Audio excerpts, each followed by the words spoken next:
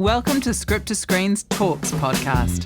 Script to Screen is a charitable organisation dedicated to developing the craft and culture of storytelling for the screen in Aotearoa, New Zealand. Part of our annual program, the Talks series, brings the creative community together to hear inspirational speakers delve into their creative process, craft, philosophy, or the broader creative landscape. In November 2017, producer Emma Slade spoke to film distributors Tony Bald, Andrew Cousins, Nigel Forsyth and Kelly Rogers about what they look for in a project and why, including genre and story elements, creative team, and at what stage of development they like to get on board. Well, good evening, everybody. Welcome. My name is Emma Slade and I'm an independent producer based here in Auckland, and I've just produced a film called The Changeover, which has been released here in New Zealand. And we're now selling it overseas, and I've just come back from AFM. And it's no surprise that there is such a lot of people here, because distributors are such an important part of our business. And really, I'm sure all of these guys would agree, so much of it is about audience. So first of all, I'd like our panel here to introduce themselves. Guys, if you could please say who you are, who you're working for, where you're based, and why you got into distribution. Nigel, over to you. Well, my name's Nigel Forsyth. I am the GM of Sales and Acquisitions for Studio Canal here in New Zealand. I look after the operation here. I'm based here in Auckland, and I really don't know why I came into distribution, to be honest. It is a trick question. Look, and why wouldn't you come into distribution when we look at so much great product? It's just a great environment to be in. Tony Bald. I work for Paramount Pictures. I'm the National Sales Manager. It was a natural progression from cinemas to distribution for me. Nigel and I actually started working about 2 or 3 months apart in Christchurch. I looked after the Rialto cinemas, hired by Mr. Kelly Rogers. So it's just an industry that's fantastic, and this was a natural progression from cinemas. Just testing this mic. My name's Andrew Cousins. I work for Madman. I've been at Madman for about 6 years now. Started working in the DVD side of the business for 3 years, and then moved into theatrical. And I've been working across theatrical and DVD for the last 3 years. Why did I get into distribution? I guess there's a lot more boring industries to work in than the movie business. So, yeah. I mean, I look after all the publicity and marketing for all of our DVD and theatrical releases. That's generally what I get up to.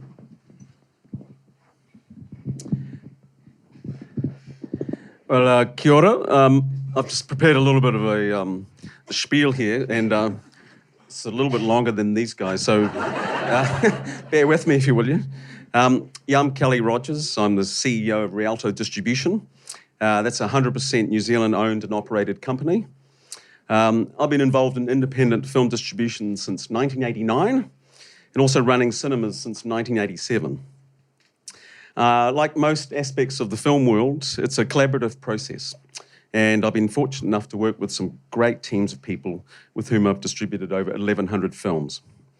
Over the course of the last 20 years, we've distributed over 25 New Zealand films, and this has meant working with some amazingly talented filmmakers, whether they be writers, directors, or producers. To name some of these films and the people involved, there was Scarface with Robert and Duncan Sarkis, which grossed over 1.2 million back in 1999. 2 films with Leanne Pooley and Matthew Metcalf, the Top Twins movie and Beyond the Edge, which combined grossed just under 3 million at the local box office.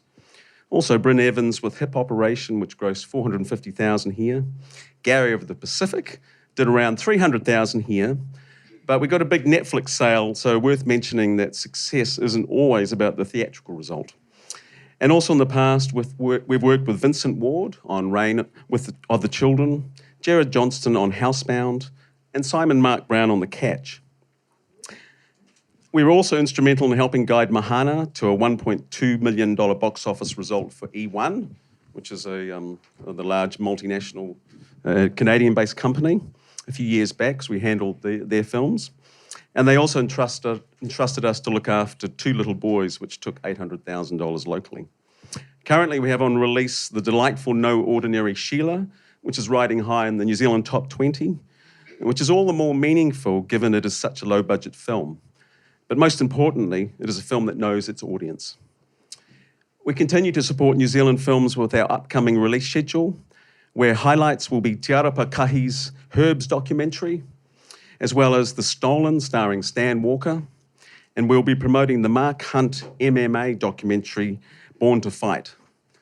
Later in the year, we'll be distributing Dorothy Sheffman's Vermilion, and further down the track, we're working on the New Zealand-China co-pro Beasts of Burden. It's a $20 million animated family film with local and international voice cast, which we believe will have quite a mass appeal. I must also make mention that part of this overall success story, where we can all celebrate incredible New Zealand diversity on our screens, is the role that the New Zealand Film Commission plays. Their support and the amazing people we have had the benefit of working with there over the years have been crucial in the distribution of New Zealand films.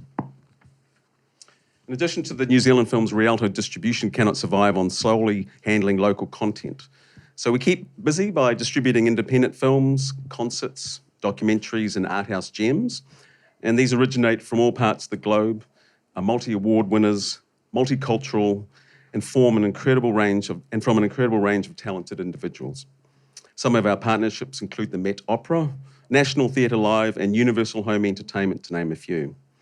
So, to give you an idea, we're looking for films which appeal to the older female demographic, 50 plus, also comedy, thrillers and docos, Māori and Pacifica projects. I'm happy for anyone to drop me a line with a short outline of your new feature pitch, and I can give you my 2 cents worth if I think it's a goer or not from a local market perspective.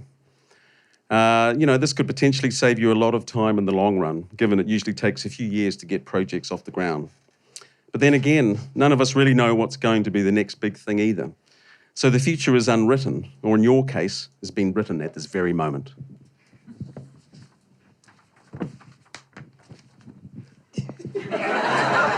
Sorry, that was a bit long. I feel like I undersold myself there. Thank you, Kelly. I think probably one of the most important questions for people here is what exactly you guys are looking for, or maybe what you're not looking for. So it'd be really great. I know Kelly's just spoken to that, but maybe if we throw it back to Andrew, maybe would you like to talk to us about what the case of them will work back?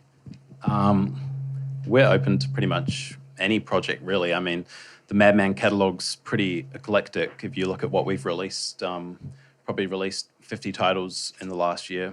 A lot of them have only played in the festival, but anything from My Little Pony, the movie, to a Studio Ghibli film festival, to The Killing of a Sacred Deer. So we're open to any genre, really. I mean, we have our strengths that we've developed over the years, like feature documentaries and upmarket art house product and Japanese animation, but we're not going to shut the door on anyone just because they've got a genre that we don't usually deal with. I mean, if it's got a good team behind it and they've got a decent cast attached, then yeah, we're keen to learn more. And when should the production team come to you with their concept idea or script? What part of the process do you like to enter in with them? Probably at least after there's kind of like at least a full script for the film. Okay. And a producer attached, ideally.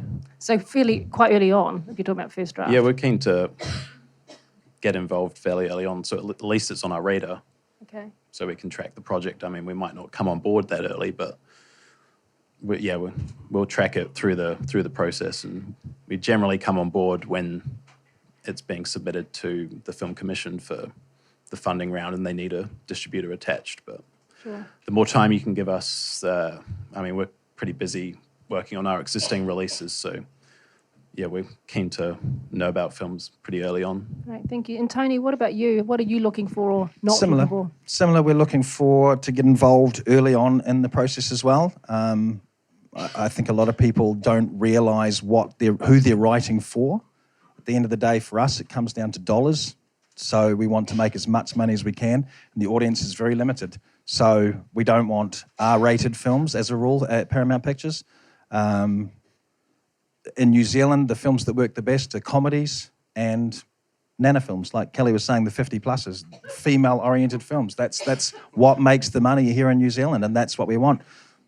There's no real such thing as an all-persons film anymore, or an all-people film. the movie-going audience is fracturing and getting smaller and smaller. We're missing whole groups of people that just don't go to the movies anymore, or only go when you get a Star Wars or a Marvel film or something like that. And to be fair, that's probably not in this room right now. So we're reasonably specific about what we're looking for. We want something that will play provincially. New Zealand films typically play very well provincially, so that's something to bear in mind as well. And just it has to be good. That's always good as well. Nigel, what about you? So I think we've made it reasonably well known that we think there is a gap in the market for sort of 35 plus female skewed titles. I also agree with Kelly. I think anything that sits in that 50 to 55 plus demo is underserviced and underrepresented at the moment as well. So first and foremost, we're probably looking at that. But I guess we would look at anything that we believe has the potential to break out and deliver something really special. What we're ultimately looking for is something that people can't consume via any other medium. So coming to the cinemas and seeing something in a theatrical environment is something very special. So it's about recognising the unique property that may present itself, and that can be across multiple genres as well. So the key thing is, I think, to know the audience, as Tony said, that is absolutely vital. So at least know what you're pitching and who you're pitching it to, and from there you can kind of narrow it down where it's going to fit. Thank you. Kelly, what things do you think about when deciding to take a film for distribution? Yeah, that's a good question. It's I think it's the quality of the pitch when it comes down to it, and filmmakers having a bit of an understanding of the audience. I mean, not everyone can specialise in that part because you want to make the film, and that's hard enough as it is. Trying to get a film up in New Zealand, really, really difficult. So if we can work as a team, like a collaborative process, we like to come on early as well because we like to help shape the cut and the edit if we can, not to a point where we get involved in the artistic process, but more the commercial process, and advise the filmmakers on, sort of fundamental pragmatic things like the number of screens and the type of audience and how we're going to get there. And, maybe we should look at certain points in the cut or the edit at a point where you can still influence that from an audience perspective, maybe do some pickup shots and to add to the box office potential if you can. That's kind of like a mini version of how Hollywood does it. And I don't see how that's any different to what we're doing here. And it is a really collaborative process. But I think, in the very beginning, it's really identifying your project up front and thinking to yourself, well, wait a minute, why do I want to make this? How successful can it be? Because films are very expensive to make and they take years of your life. So you want to make sure you're doing the right thing from the go-get, really. But, it's interesting times we live in. So, like I said, just before, we put a lot of effort into Gary of the Pacific. It didn't really work theatrically, but that doesn't mean it's not a success. I got a really big Netflix sale out of it, and it's like, no one really knows this. They go, I didn't do that well in the box office. But it's like, well, that box office set it up, did like 300 grand, just under. But if we didn't do that, the Netflix sale probably would have been either A, non-existent, or B, very small. So we got this high-profile platform for it, and then it got a sales agent internationally, and then the filmmakers have got their career on the way. There's a whole lot of positives to it.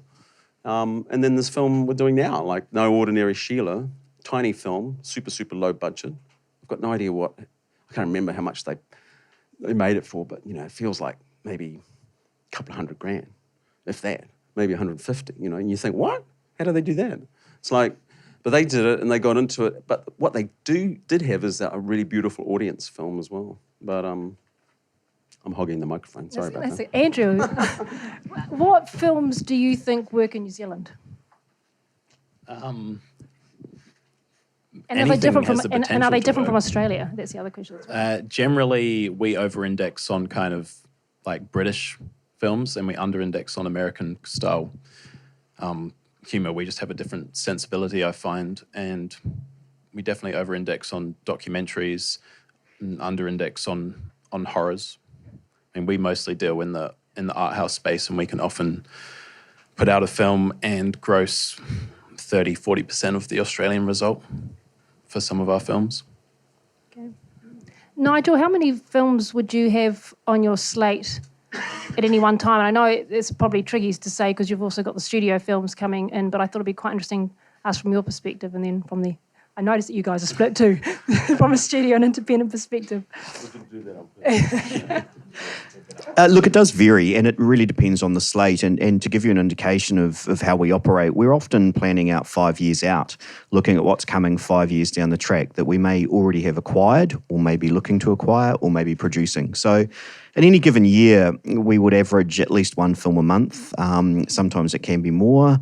It depends on output deals that you're attached to as well. So, you can be you can have half a dozen films, and one of those films might be more profitable than 12 films. But really, it does come down to the slate, the mix, and what's actually happening. And it tends to be moving in a cycle. This last year, we've struggled a wee bit. We've brought about 8 or 9 films to market. Aside from that, we've had some French content that's come through from Studio Canal, our home office, and that's really helped us.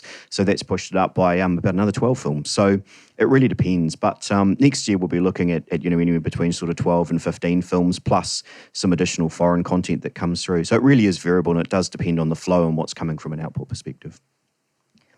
Andrew, do you have a quota at Madman about how many New Zealand films you want to take on, or is it more random than that? We'd love to take on pretty much every project that comes across our desk that we're into, but the reality is that there's only 3 of us in the office who work on theatrical, plus the resourcing that we get out of Australia and our publicists and media agency. So we can only realistically take a few projects on each year. So we kind of have to, there's a lot of projects that we turn down, which we would love to work on, but we just only have the physical capacity to choose a half dozen films that come across. What about you, Kelly? Do you have a quota that you try and stick with? No, we've got 5 New Zealand films on the slate for 2018, and probably 2 or 3 people that I'm talking to now seriously and made offers on. Whether those 2 or 3 films eventuate or not, or go to another company, or they may not necessarily get a release in that year. I mean, what's important for me and our company was similar to Andrew, is that we don't have a huge resource and everyone's working really hard. And New Zealand films take about 3 or 4 times more work than an international film, because you've got filmmakers to work with closely and it's their baby. So they want to get their film seen by as many people. So, and that's why we do it. So we're on the same page from the start as well. So, they're projects that I think's got a market and we can make some money from. I mean, it's a lot of nuts and bolts distribution, and we've got staff in Australia and Melbourne. We've got an office in Melbourne. We've got one here. We've got a spotters office in London looking at projects. We're sort of, our tentacles are spread around the globe, and we look at a lot of content. We've just finished AFM, which is the American film market, and we probably looked at 120 projects. We bought 1 film. We might buy another 2 or 3 or something from it. But we're very selective as well. We don't put a lot of film content into the channel because we want to look after it as well. So a lot of work. But when you get results and it's successful, it all pays off. Sure. We don't always pick up films just like at theatrical release. Like there's been a few movies that we've picked up over the years, which we didn't have anything to do with the theatrical release. Like The Ground We Won, we just picked that up to do the DVD and digital sales, and TVOD, and Three Wise Cousins, we did that just for the DVD deal. So we may not be able to always do theatrical, or the filmmakers may want to do that themselves, but they just don't have the expertise or don't want to deal with every warehouse store in the country. So they'll come to us to do the DVD. So it's not always like an all rights deal that we do. Okay. Tony, we were talking before about Paramount and how there's been a shift for you in the last 6 months. Would you like just to talk to us a little bit more about that and what that means for you in regards to content also coming from overseas? So for the last 10 years, we've been releasing Universal Pictures as well as Paramount Pictures in New Zealand. So we averaged about 32 or more films a year that we were releasing. And in the last 10 years, I think we've done about $550 million in box office. So we've kept very, very busy with that. We've done some New Zealand films as well. So Mr. Pip, we did Dean Spanley, Tracker. We also did The King's Speech when we released that. Not a New Zealand film, but via Transmission, who was doing that with us at the time. And we are no longer releasing Universal Pictures as of the end of this year. So we have just moved into a new space where we want to start getting more involved in New Zealand films and projects, and right from an early start as well. So we've started reading scripts. We've already talked to a few people. We're looking at a director for a film at the moment. So it's something that we want to do more of. As Kelly and Andrew both said, it takes up a lot of time. So for us, it really wasn't on the table until sort of next year. So we have the time to spend on the films and the projects themselves now. So it's something we're really trying hard to do. Nigel, just coming back to what you were saying before about having content that comes from your mothership office, why do you choose to engage in New Zealand films if you have that content there? I think first and foremost for us, it's about diversity and being able to come to market with a diverse slate, something that's very different to what potentially your competitors are looking at. You know, the environment that we operate in now from a theatrical perspective is fiercely competitive. To give you an example, the number of films that release each year has grown by 20-30% annually for the last 5 years. And I think on average, you'll see at the moment, we're looking at releasing as an industry about 8 films a week, which is quite significant when you think about the number of cinemas that are actually vying for product, the screen space. So for us, it's about being diverse and making sure that we've got a point of difference and can sell what we need to sell when we need to sell it to cater to the audience needs. Okay. I'd really like now to talk about MGs because we, for us to get financing and to unlock the New Zealand Film Commission's funding, we need 10% market money, and often that's really helpful if you guys come in with an MG. I'm curious to know from each of you actually how you decide what the MG will be and how you come to that figure, or maybe not. Oh, sorry. Okay. So an MG is a minimum guarantee that distributors can or cannot put in if they so choose. And that often will contribute towards the financing of your project because if you go to put in for funding to the New Zealand Film Commission, you do need 10% of money from the market. It just can't all be what we call soft money or money from the government. So part of that funding can come from distributors. It's a very helpful thing for the producer. So I'm just curious to know how you go about what sort of numbers, how you come to your numbers and how you work that out. Kelly, what do you think? Yeah, I mean, it's a market reality to have minimum guarantees in place, which is like an advance royalty against the rights that we're acquiring to look after on your behalf. So we represent those rights. Usually how I will do it, we've got a financial modelling system. We'll run it through all the P&Ls. And you can do P&Ls for Africa, basically. At the end of the day, you've got to go with your gut feeling. And it's an instinct as well as looking at the market attachments on it and what you think might work. And for me, the minimum guarantee is one component. And then the P&A, which we'll get to in a minute, I assume, prints and advertising costs, which is your release cost to release the film. That's a huge whack of money as well. So for me, I don't really differentiate between the two because it all comes from the same pot from my company. So if it's a slightly more modest MG and you spend a bit more on P&A, or sometimes you might get into a bit of a competitive bidding situation with one or two other companies, and sometimes the MGs can go sort of north where you want it to be. But if you believe in the project, and a lot of the times I'll have back-to-back guarantees from companies like Netflix and Universal and others, and TV companies to say, yep, we think the TV component of the film will be worth X, or we think the SVOD amount will be worth X. And so you kind of take that and put it into your P&L spreadsheet. But at the end of the day, we don't really know because you don't know how the film's going to come out. I mean, sometimes buying on script is very dangerous or risky because you don't know how the film's going to finish. Sometimes it's fantastic, and you get a real surprise. It's like, the film's turned out better than I thought it was going to be, yay.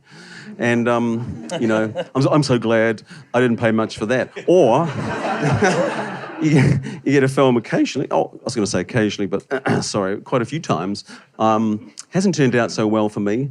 International films, probably more in particular.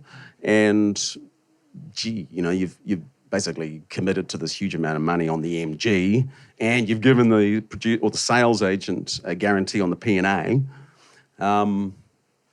I mean, I had The Girl with the Dragon Tattoo trilogy. I paid $1 million for the rights for all 3 films, and I paid another $1 million for the P&A on it. And so you think, oh, that's a large amount of money. It better work. We had to bring partners in, so we had financial partners with that. But the projects ended up grossing $22 million in Australasia for us, and it was the highest grossing foreign language DVD of all time in Australia. You know, it was like heaven. You know, I called it the girl who paid our bills for 5 years. And that's no joke, because as an independent distributor, I spent a lot of sleepless nights thinking, oh my God, how am I going to pay the salaries this week or next week? You know, where's the money coming from? It's not plain sailing. So that's kind of a long-winded response. Sorry about that. What about you, Andrew? What about MGs for you, and how do you come to them? It's pretty much the same thing. I mean, we're slightly different in that we have an acquisitions team based in Australia, and me and Luke, who works in the office with me, we're kind of the first point of contact, and we'll read the scripts, and if we like it, we'll pass it on to Australia and make sure that they read it, because they're the ones who are ultimately making the final kind of financial decision. I mean, we run similar like property profitability reports, and we look at comparable titles as best as we can from what we've read, like what have these titles made theatrically, what have they made on DVD, what sort of TV sales have we made, and then based on that, we kind of work out what we can offer up to a certain level without taking on too much risk. But at the end of the day, it's still a leap of faith that you're handing over a lot of money to without having a finished film. So a lot can change over a couple of years. Sure. Tony, how about you? It's a very similar situation for us as well. We have a green light process that we have to go to. At the studio, there's a committee, green light committee, so we get scripts at our level, we read them, we have to put them, we have to list down what sort of money we think it's going to make. That's very important as far as it goes. If we know that there's any actors or directors or anyone attached to it, that all goes off to Hollywood as well, and that's just a process that we go through, so we get to say whether we think it's a good idea or a bad idea, and we forward it off. They get a lot of scripts over there, so realistically speaking, we might send them 3 out of all of the scripts every year that we see. And it boils down to what sort of numbers we think that we can get out of the film. I mean, it'd be lovely to say that we're going to do it for art's sake and all that sort of stuff, but the studio doesn't really think too much about that unless they think it's going to win an Oscar. So, yeah. And Nigel, is it the same for you guys? Yeah, pretty much ditto what everybody else has said. We've got our own green light process that we go through too. It really comes down to the commercial viability of a project, and that really starts with your gut, thinking about what comparison titles look like, what the box office could potentially look like, and then we almost work backwards and put the puzzle together that way. But it is based purely on the commercial side of stuff, I think, and a lot of gut feel. Can I just carry that on? Yeah. This, you won't like this, but not all films have MGs, okay? Just want a little bit of market reality. But if you get a distributor who's really into your project, who you believe in, who you really get on well with, and you think, I'm going to give this guy or woman a go, and we're going to make this a success. You put the money into the release costs, so the P&A costs, and you go for it that way. So. It's not all necessarily about the upfront, but I can see your question, because it's about the funding equation and trying to have 10%. I thought it was like 5%. Unfortunately not. Minimal. But actually, that's a good segue into P&A spend. When you have your budget, how do you go about working out what your print and advertising spend will be? And does it have does this have an impact? If you have an MG in the film, does it have an impact on the P&A spend? Yeah, definitely. It's you want to assess the project, read the script, see what you think it can do in the box office and on the ancillary. With the SVOD and a little bit of DVD left these days. There's still some DVD left. It's going downhill quickly, but it's good news is Netflix, Amazon, and a few others are coming up on the SVOD side. And then you look at that and you look at the P&A on the script basis, or ideally if you can look at it as a finished film, but not a lot of projects you can pick up or acquire these days are finished films, because it's so competitive usually, at least internationally. You're having to bid on the script process, and then you're giving a P&A commitment. So you see the finished film if you can, and then you sort of work out the target audience. I've been doing it so long, and we used to spend quite a lot on P&A, then I realised you don't have to spend a hell of a lot for our types of films with our 50-plus audience to get the market. And some of these films are more successful in the second or third or fourth week of a release because the word of mouth fuels them. So especially with social media these days, you can do really good social media campaigns at pretty good pricing. No Ordinary Sheila, that film we've got at the moment, it's, we kind of pushed the boat out a bit and we did TV advertising. But we've got a brilliant marketing company.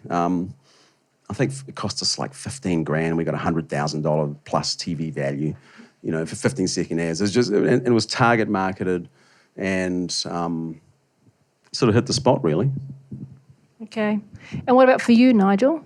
P&A spend? Yeah, look, P&A is really interesting. I think what it comes down to ultimately is knowing your audience and knowing who that target audience is and whether it's a very small, narrow target audience, whether it's a bit broader. And from there, you can start building your base to understand what it costs to actually target that audience, where they're going to be consuming media and where you've got the best opportunity to actually get the reach and frequency you need to convert that to a paid bum on seat, because ultimately that's what it's all about.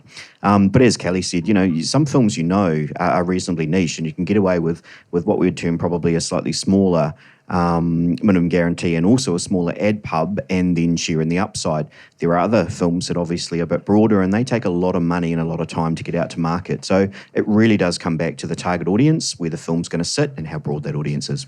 I mean, from a filmmaker perspective, just adding to what Nigel said there, some ways you don't want to spend a lot on P&A. You want to be resourceful, because the more you spend on the P&A, the way the model works with having distributors, the distributor has to recoup that money before you guys see anything. So the overages is what you see after we recoup our minimum guarantee and our P&A costs. We've had films before where you've had a bit of P&A bloat on them, and you spend another $50,000, and you look back at the result and you think, I wish I hadn't spent that 50. Hindsight's a great thing. Certain films, particularly younger audience films, probably from these guys' perspective, you need to punch up in that first weekend and hit it hard to spend. So you've got to spend to get that young audience in. Whereas something like No Ordinary Sheila and other films, because they've got a word-of-mouth audience component, well, primarily that is their audience, they get off on word of mouth. So you want to keep the advertising drip-fed, small advertisement, social media, lots of grassroots campaign, and keep it really tight. And that was our brief for that film, because we wanted to get the filmmakers a return. So the filmmakers on this film, they've basically funded it themselves. Film Commission came with finishing funds, and Leanne might correct me about this because I don't know too much about the detail. So they kind of feel like they need to get their money back. And so all along the way, the whole strategy has been, how are we going to do that in the most resourceful way? But at the same side, you need to get a result as well. Like Nigel was saying, it's brutal out there. You put a film out, and we're in week 3 with Sheila at the moment, and we've just withstood 4 or 5 similar audience films coming at us with quite big P&A spends, and we've held in there, And that horrible Harvey Weinstein film, Tulip Fever, came in and it just died. Yes! So we thought, oh my God, it's got Judi Dench in it. It's going to, any film with a dame in it's going to hit the target audience like you wouldn't believe. It's going to kill it's going to kill us. So what do? And so we got ready to sort of, we're betting down the hatches. And, oh my God, it's opening today and we're going to spend some more money. And we're like, no. Word of mouth's amazing on this film. We're just going to hold our nerve. We're going to put a small ads in. And didn't spend a lot, and it's working. So, it's great when it works. Andrew, what about you? When you've got the studios that can afford to do bigger P&A spends, what do you do? What does Madman do to be able to get the film out there in an interesting and novel way? We're in a pretty similar boat to Rialto in that we release a lot of similar kind of films that are aimed at a upmarket art house audience that don't often require like huge P&A spends, and they will sit around for a long time. The other type of film that we release, which is quite profitable for us, is Japanese animation, and they kind of follow a completely different release pattern. They'll only be out in cinemas for a weekend, maybe 2 weekends. We only advertise it on Facebook. We spend a tiny amount, and some of them can gross, like Your Name grossed over 200,000 at the box office, but there's pretty high returns on those. The benefit of like New Zealand films is that we also get access to distribution grants from the Film Commission, which can help with the P&A spend. So like they'll help with the VPF fees, which can cost a fortune. and God bless the Film Commission. Yeah. yeah, and the box office reporting, and they'll pay a percentage of the P&A as well, which helps kind of compete with some of the other films out there. Tony, how do you market a film? How do you get people to be aware of your film? Well, we have a pretty standard formula. So we work out, first of all, as we say, we go backwards. We start out how much money we think the film is going to make. So that's where we start. And then we can work backwards and work out a percentage of the money we're going to spend on prints, on advertising and everything else. For a New Zealand film, we always end up spending more, to be perfectly honest, because we're having to make all our own materials locally. So posters we make locally, trailers we make locally, so the flyers and everything else. And then, once again, it depends. As Kelly said, he's quite right. If we're releasing a film aimed at teenagers or young adults, then we go out with a big spend an opening weekend, because we know that opening weekend is where all the money is. It's about 80% of the box office potentially at the opening weekend, and then it drops off from there. However, with the New Zealand films, that they play a lot slower, so people have to discover them. So even though I think for Mr. Pip we spent around, I want to say $350,000, $400,000 on the film, we made just over $1 million on the film in New Zealand. So that's the sort of money that we end up spending. We won't make our money back off that one either, but as Kelly says, there's always the other markets downstream which will pick up the money. So the more money we make theatrically, the better off it is downstream for everybody else. But we generally have a formula that we deal with, and then our marketing people will split up the money they've got and will aim for, newspaper advertising, or we'll aim for flyers or TV or whatever. Do you ever change your plan? Do you ever change your plan under any circumstances? Like if the film is doing well or not doing as well as you were hoping, do you change the campaign in some way? No, we're pretty much committed. So as Nigel said, we're working years in advance. And so when you're booking media and everything like that, you've booked it 6 months in advance. So if we know the film's going to get an M rating, we're targeting it an M audience. If it's a PG rating, we're targeting a PG audience. And that will vary where we're placing TV spots, where we're playing it, whether we've got large outdoor formats, all sorts of different things like that. But they're all booked 6 months in advance. So, when we release a film, we're backing it. We're not, ready for it to fail. We're ready for it to succeed.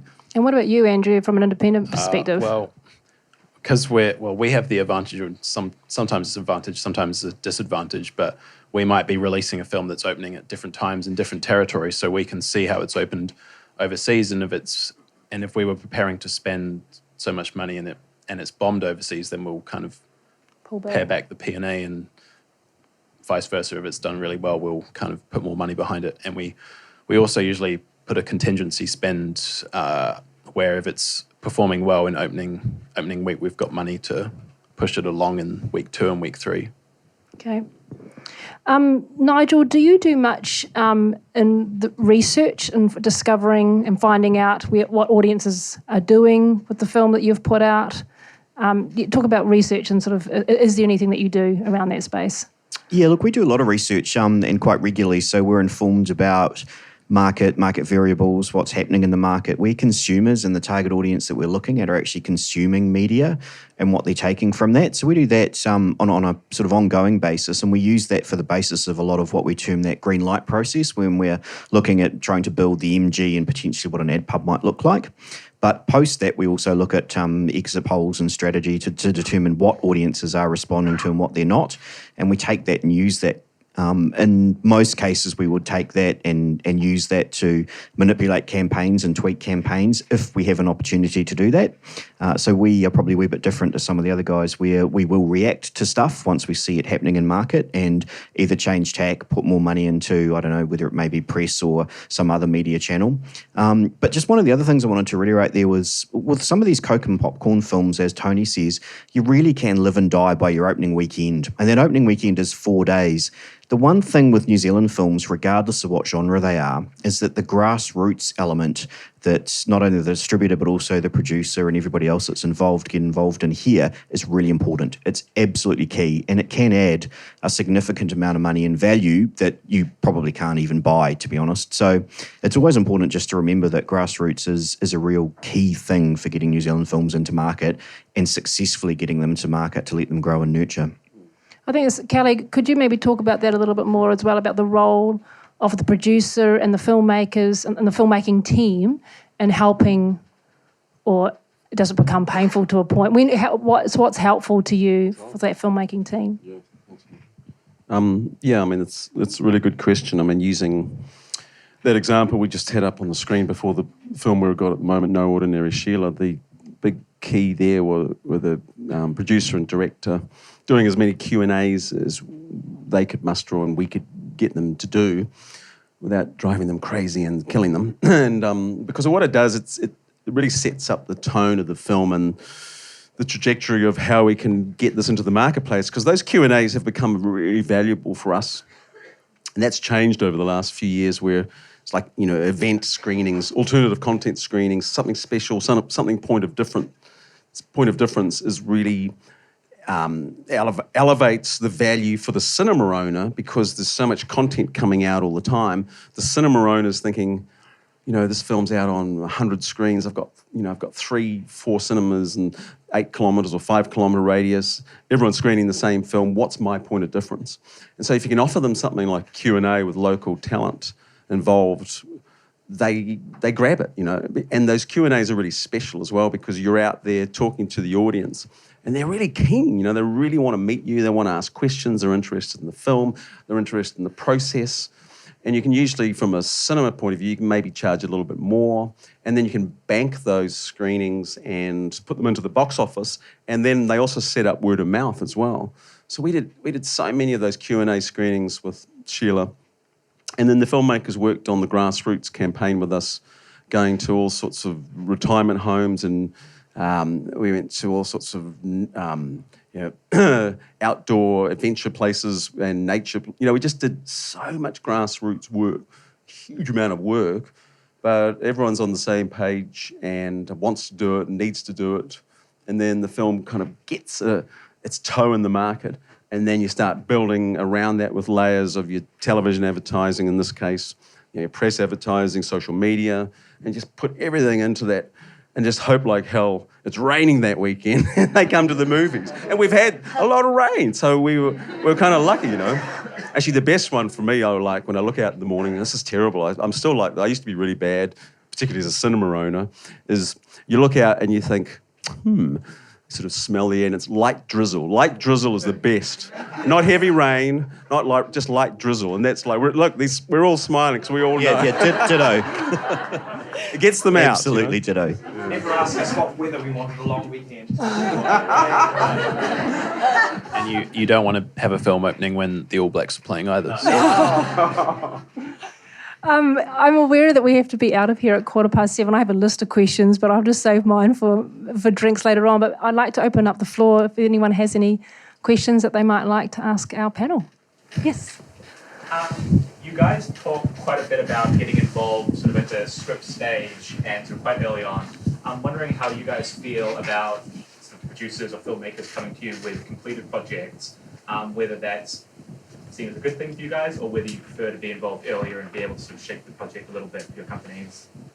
Tony, would you like to answer that? It depends on what you mean by a completed project.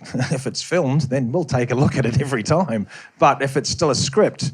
I completed, it's edited, it's... Oh, happy to have a look. Always happy to have a look at that sort of stuff. Absolutely. As far as script-wise goes, the sooner the better. We get through 14 iterations of scripts. So... if you don't have to change it 14 times when we get in there first. And it's not like we're trying to change it, we're just trying to make it more commercial. So, as I say, we have a look at a lot of scripts, and then immediately, the opening scene is someone being raped and killed and then their head hung up on a pike. And we're like, well, that's pretty much it. 1 page and you're done. And that's how easy it is. Literally, a lot of people at the studio level are reading, 10, 20 scripts a day, and they literally read 10 or 15 pages, and that's it. That's your chance to get them to have a look at it. So, but always happy to look at finished products as well. Any other questions? Yes. You mentioned that you're happy to look at scripts when we've got a script, but to get to the script stage, we've already gone through maybe 1,000 hours of writing the script plus the development. We've actually paid for the rights to a writer, a published writer. Is there any possibility of writing to you beforehand and asking for expressions of interest as opposed to actually pre-sales? Yeah. So we've got, for example, 5 titles and we're wondering which one to write a script about, and you say, or forget those three, but we might consider that one, and then we go away and get writing. Is that a possibility? Kelly, what do you think? Yeah, I think that's a very clever, pragmatic approach from where I sit. It's, you know, you could save yourself a lot of time and money. You could take what we say and take it with a grain of salt, or you might think, you disseminate the information and go away with how you want to deal with it. But, we've been doing this for a long time, and we see a lot of movies. I cover 5 different film markets every year internationally, and each film market I'm covering probably 200 films. At the Cannes Film Festival, which is one film market a year, there's 3,000 films screening there, or 1,800. There's some phenomenal number. And you think to yourself, how do these get made? But there's government funding agencies and all sorts of different schemes all around the world, and they pump it all, and everyone wants to be at the Cannes Film Festival. And then you come to us, we're one distributor in one territory of the world, and most distributors, independent distributors, the same.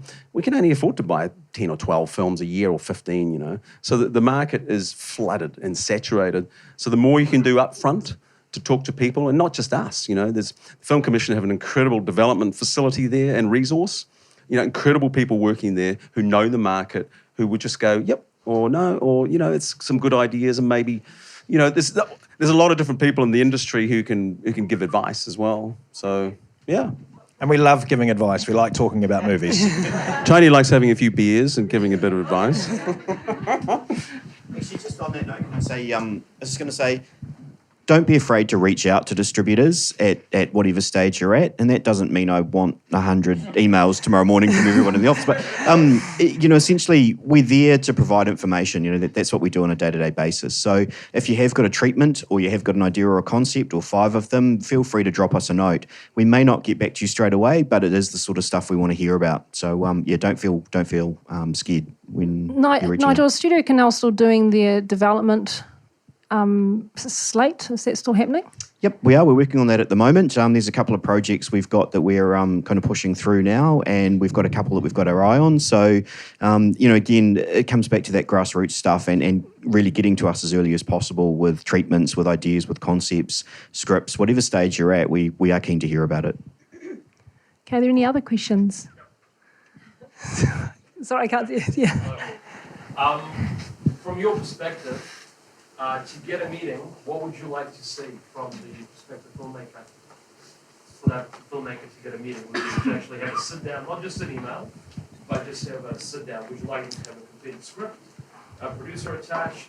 What will it take to get a meeting? Andrew, this one's yours. Generally, a producer and a finished script, or at least first, second draft. Tony, anything you want to add to that? Same. We like to see a script. Yeah, go for it, Cal. I'm a little different. I get all that, but to me, one paragraph. If you can pitch your film to me in one paragraph, because that's a really hard thing to put a pitch in a paragraph, as you know, as a writer, or one page. And a lot of people ring me up or email me, you really need to have a meeting. And I'm pretty busy as well. I'm running 5 different companies at the same time. All I want to know is, what's it about? Just give me the pitch. And you'll get that wherever you go. So you've got to get past us, and you'll find exactly the same thing when you go to LA or wherever and try and get through to these people over there. They're all super busy, and they've got 5,000 people coming at them like you every day. So it's just trying to get your head. It sounds brutal, and it is brutal, but it's kind of good to know this, and then you can start honing your pitch down. And once you've done a few pitches, it's quite, you sort of get into a bit of a role, and you kind of see that the executive you're speaking to keeps the interest going, because most of them have got ADHD, and they last about 10 seconds, and you can see them waning. When they start losing interest and looking at their, I was going to say Blackberries, but their phones and stuff, you think, oh shit, we've lost them. And then you go on to the next pitch, and then that's a good idea. You sort of get their interest going. So the shorter the better for me. Sorry, just to follow up that question. Sorry, just a quick follow-up. If you were to be sent a teaser trailer, let's say the script is completed, and we create a teaser trailer for you to watch, would you watch it? Yeah. When you say teaser, you're talking like a 30-second to 2-minute type thing. 30 seconds to a minute. Yeah, I think that's... We go out of our Yep. way to get sort of the idea of the film across. Yeah. I mean, some of us, I think, would struggle. I mean, I understand what you're saying about having a paragraph to your pitch, but I think there's quite a few people in the room that would struggle with that idea. There's a little bit of stress to know there's a limited number of distributors, and you better not fuck up to the 6 that you're going to send that paragraph to. So you really want to make sure that you nail it. So the best way you can get your idea across is by providing a trailer. Is that going to be in favor of the... Well, it's a good question, because what I see when other people pitch to me the same sort of situation, say it's a film market like AFM or Cannes or Berlin or Toronto, the sales agent will send us a 30-second teaser or a 1 minute, and they'll do a 1-paragraph pitch, and they'll have the poster image. And that'll be quite advanced. So the more advanced you can get that we think's commercial, the more interest we've got. And it's interesting because a lot of the sales agents, most of the time, from my perspective anyway, they're not good at putting this together. So the projects which are quite well advanced in terms of the poster image, small image, the pitch and the trailer, are going to get the most eyeballs. And because, I'd say pretty much every single time we buy a film, we never use the sales agent's marketing materials because they don't really understand the domestic market. They think they have it supplied to them from the filmmaker, and that's a really interesting concept because sometimes it can work in certain markets, whereas other markets, say New Zealand, we like certain other things. So we're always trying to adapt it to get the best result out of the market. I think we've got time for just one more question. Does anyone else have any other questions? Yes? Film festivals, how do you see the influence on your role as distributors? The film has been at a film festival, or you founded a film festival, or do they relate to your role, your job, or are they kind of irrelevant? So, what was the question again? Film festivals, how do they relate to your role as a distributor? If a film is played at a festival or done well, does it make a difference or not? Well, yeah, it's definitely a selling point for the film. We love festivals. I mean, we have a guy whose job is just to place films in festivals. And we usually have about anywhere from 15 to 30 movies playing every year in the International Film Festival. So, yeah, it's definitely going to get us interested if you've been selected for an international festival. Is that the same for you, Tony? It's a little bit different for us. We've already probably bought the film and we're placing it in festivals in hopes of awards contention. So that's a little bit different from my perspective. We only ever have sort of 1 or 2 films playing in a film festival, and we're generally aiming for opening night or closing night or something along those lines. So probably more Andrew and Kelly's deal. I can add to it just briefly. Some massive major markets for world sales and your career, the Sundance Film Festival, Berlin Film Festival, and the Toronto Film Festivals, they're complete and utter film festival environments. But what they also are where all the big US distributors and the worldwide distributors descend to see that film for the first time. Incredibly nerve-wracking from your perspective. You probably don't want to be there. But it's where your career can make or break. You can see a film which can break out there and be discovered, and then Focus Features or Paramount or whoever can buy the worldwide rights, and you're off. Your career's on the way. And conversely, it might not work so well, and the distributors might say, walk out after 20 minutes. So that distributor walk is nerve-wracking beyond belief when you see from filmmakers' perspectives. But yeah, they're hugely valuable. I mean, absolutely valuable. Okay, I think we'll finish up there because we have to leave the premises. But thank you so much, Nigel. Thank you, Tony. Thank you, Andrew. Thank you, Kelly. The Talk series is proudly supported by the New Zealand Film Commission, Foundation North, Images and Sound, and White Studios. Music for the podcast was provided by Poddington Bear, and voiceover is Lucy Wigmore.